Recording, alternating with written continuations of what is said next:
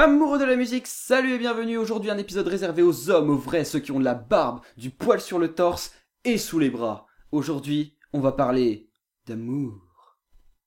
Les chansons sur le sexe, la drogue, on connaît déjà tout ça, mais comment parler de musique en passant à côté des milliers d'œuvres musicales traitant de l'amour ? En effet, la passion amoureuse en inspire plus d'un, et le rapport entre l'amour et la musique... Amoureux de la musique ? Ta gueule! Le rapport entre amour et musique n'est pas anodin. Au 19e siècle, le style musical dominant, la musique romantique, se concentrait sur les émotions qu'elle peut dégager. Ce qui est actuellement toujours le cas, la musique joue énormément sur le côté émotionnel. On ne se concentre pas forcément sur les émotions, mais un auditeur lambda ressent forcément quelque chose en écoutant un certain type de musique. Qui n'a jamais versé une petite larmichette ou tapé une grosse dépression en écoutant l'arrangement au piano de Listen to Your Heart ? Qui n'a jamais suivi le rythme d'un riff entraînant d'ACDC ? Qui ne s'est jamais défoulé en secouant frénétiquement sa tête sur Master of Puppets de Metallica ? Bref, vous m'avez compris, vous m'arrêtez quand vous le voulez.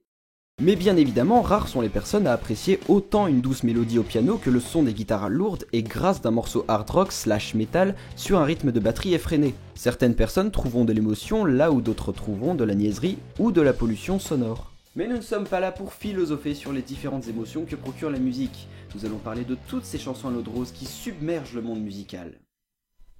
Et autant être franc avec vous, il y aurait beaucoup trop de titres à citer sur ce sujet. D'ailleurs, il est plus que probable que j'oublie d'évoquer ta chanson d'amour préférée, et tu seras fortement déçu. Tu vas me dénigrer, me faire savoir toutes les choses horribles que tu penses à mon propos, et...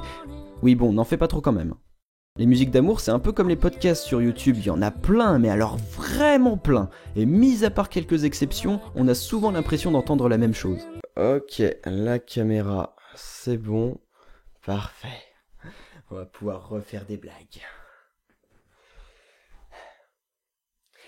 Je sais pas si vous avez remarqué, mais l'amour c'est trop WTF quoi. Genre par exemple, on dit qu'on tombe amoureux.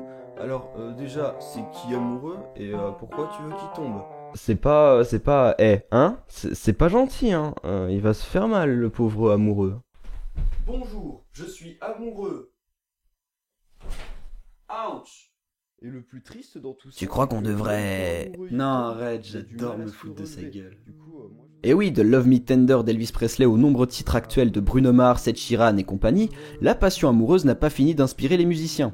Nous parlons tout de même d'un sentiment qui relève de l'intime, ce qui pourrait expliquer pourquoi les musiciens semblent aussi sincères dans leurs textes et pourquoi les auditeurs se reconnaissent aussi facilement dans ces paroles, car nous connaissons tous ce sentiment dans notre vie. Sauf moi, parce que je suis un connard et que je déteste tout le monde. Et il en est fier. Ce n'est pas simplement pour vendre des albums que certains artistes dédicacent une musique à une personne en particulier. Prenons pour exemple Your Song de Elton John. Mais quoi de mieux que d'insérer le nom de la dite personne dans le titre de la chanson ? Et ça a déjà été fait, et pas qu'une fois. On peut citer les Rolling Stones avec Angie,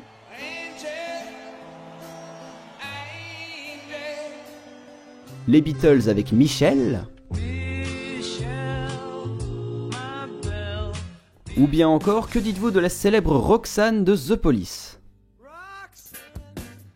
Et je vous le demande, quelle est la suite logique d'une longue histoire d'amour ? Le mariage ? Et non, la rupture. Et ce n'est pas toujours une partie de plaisir. Nous avons eu droit aux mélodies les plus touchantes à cause ou grâce à ce sentiment. Tiens, Still Loving You des Scorpions par exemple.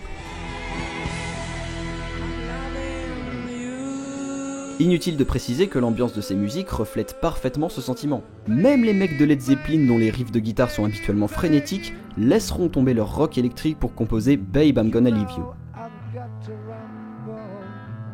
Charlie, tu sais que tu es à l'écran là.